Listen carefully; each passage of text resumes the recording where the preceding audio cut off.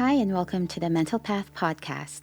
I'm Dr. Gretchen Gavero, and I'm so glad you're here for episode 3. I'm a psychiatrist and therapist, and I love blending medical knowledge, psychology, and personal growth tools to keep my mental health in check. In this podcast, I'll break down insights and skills I use to build the resilience, and I want to share them with you to help you think and feel better. If you've been following along, Episode 1 discussed how mental health is the foundation for everything you do, including your goals, relationships, and success. Then, in Episode 2, we explored how psychiatrists approach mental health holistically, looking at your body, mind, and environment, and I shared my personal approach and how I integrate that framework into my life. Today, we're building on those ideas and putting them into practice. I will show you how to use your typical day as a tool to identify patterns that may be helping or hurting your mental health. The goal isn't to overhaul your entire routine overnight. It's important to notice small opportunities for shifts that can make a huge impact on how you feel physically, mentally, and emotionally. Let's get started. There are many ways to assess your mental health needs, and I get it for some people, just hearing the words mental health or feelings or emotions can feel intimidating or overwhelming. One of the first questions I ask someone when they come to me for support is how a typical day looks like for them. A common description looks like this: waking up feeling rushed in the morning, maybe sitting in traffic or rolling out of bed onto the computer to work from home.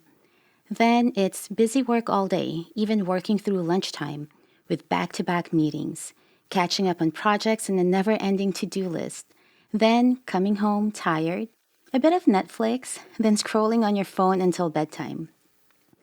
If this sounds like you, or if you know someone who sounds like this, here's a reminder to pause.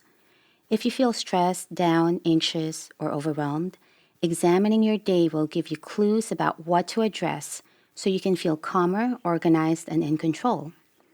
So here's one simple approach I use. I look at my day from morning to night, from the moment I wake up until winding down to sleep, to see if there are areas where I can make some improvements in how I can support my mental health and overall wellness. I break my day into 2 bookends and 3 rest stops, which are key points where I check in with myself to see how I'm doing. The bookends are my morning routine and my wind down or sleep routine, which mark the start and end of my day. Then I have 3 checkpoints or rest stops in between. Number 1, the start of my workday. Number 2, midday as I shift into the second half of my day. And number 3, transition from work to home life. At each point, I ask myself 3 things based on the mental path framework, looking at body, mind, and external factors. So number 1 is physiology. I track my energy level throughout the day. I check to see if I need to take breaks, stretch, rest my eyes, or drink water. I want the energy to do what I must at work and then enjoy my time at home as I spend the evening with my husband and kids. Number 2 is psychology. I check in with my mindset. Am I generally in a positive attitude where I feel motivated, optimistic, or grateful? Or am I in a negative mindset where I feel unmotivated, irritable, or trapped? Number 3 is environment. How am I relating to what's around me? Do I feel present, energized, calm, or connected? As I move about my day, these quick check-ins give me the information I need to adjust and support my well-being. Now, let me walk you through my day as an example so you can imagine how this might look like in your life. The first check-in is bookend number 1, morning routine. My mornings start before anyone else in the house wakes up. This is my time and it's sacred. Before getting ready for the day, I do a short meditation, a very quick gratitude journal, and a workout. This routine helps me feel energized, grounded, and connected, which is key because things get busy fast once my kids wake up. Having this time to take care of myself first sets me up to handle the chaos or busyness and still feel present. Next is my first rest stop at the start of my workday. My focus shifts to patient care, problem solving, and decision making during my workday. But before I dive in, I check in with myself and ask, how's my energy? Am I feeling focused and motivated? In the past, I felt stressed every morning. I thought it was just from getting my kids ready for school. But I realized it was partly because I checked my work email as soon as I woke up. I had the false idea that I had to be in work mode right away because people expected me to be, or I would miss something very urgent. Again, this was a false idea. Part of this was because my phone would sometimes blow up with work notifications at 6 a.m. Well, I stopped doing that many years ago, and it feels so liberating. I'm now strict about not checking email first thing in the morning because, let's be honest, starting your day with emails puts you in reaction mode instead of focusing on your top priorities for the day. If I have to, I just scan my email and answer anything that takes less than 2 minutes or any super urgent items, which is pretty rare. I save tackling the rest of my email late in the morning, which I also account for in my schedule. Okay, next is rest stop number 2. By midday, it's time for another check-in. I ask, how's my energy? What's my mindset? And is my environment still supporting me? This is when I make adjustments, maybe a quick walk, more water, or a shift in focus when I'm feeling scattered. To sustain my energy, I need to make sure I'm taking a break and nourishing my body. Remember, your body needs enough calories to support your basic physiological needs and to fuel you as you go through your physical and mental tasks. Again, I quickly check my body, mind, and surroundings. If I sit at my desk too long, do I need to stretch or move? If I start to feel irritable or am in a negative mood, what is that about? Do I need to shift my focus? Is there anything in my environment that needs to change? I want to ensure I don't wait until tomorrow to change anything. Next, rest stop number 3. As I wrap up my workday, I do another check-in to ensure I'm ready to transition into home life. From this pit stop, I discovered different ways to set up my afternoon work shift in a way that supports my mental health so that I can finish the day strong.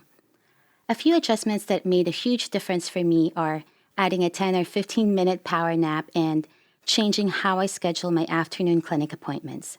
These adjustments support my energy and focus so I can tackle dinner, house chores, homework, and quality time with my family without feeling drained. Finally, my last check-in happens during my wind-down routine, which bookends the day. I ask, am I calm and relaxed? And is my environment set up for rest? This routine usually includes reading or journaling to clear my thoughts so I don't take stress to bed with me. Sometimes I plug in an evening meditation. I also consider my connections. Did I spend meaningful time with my husband and kids? So that's an example of how I use my day review to identify some of my self-care and mental health needs. I do my check-ins, focusing on energy, mindset, and environment at different parts of the day. I know that we're all busy. We have so many things in our personal and professional lives that we have to do. One thing is for sure, if you don't stop to reflect on what your body and your mind need, your mental health will suffer, and this will show up as frustrations, disappointments, and outcomes that are not up to your ideal standards. It will feel like you're constantly putting out fires, you'll just be skating by, and the quality of your work, relationships, and health will be at levels you might not be very proud of. You can see how this cycle can keep going and you end up being hard on yourself. I know you don't want that for yourself. When you don't reflect on your needs, you risk operating on autopilot, ignoring signs of burnout until you're overwhelmed. But checking in with yourself, even for just a few minutes a day, helps you catch those signals early and adjust before stress builds up. It's about strengthening your mental health, like preventing burnout, not just managing it after the fact. And here's the thing, when we don't pause to reflect, the days start blending into weeks and months, and suddenly it's the end of the year and you're wondering, where did the time go? Don't get stuck in the grind, survive, react, and feel like you're always playing catch up.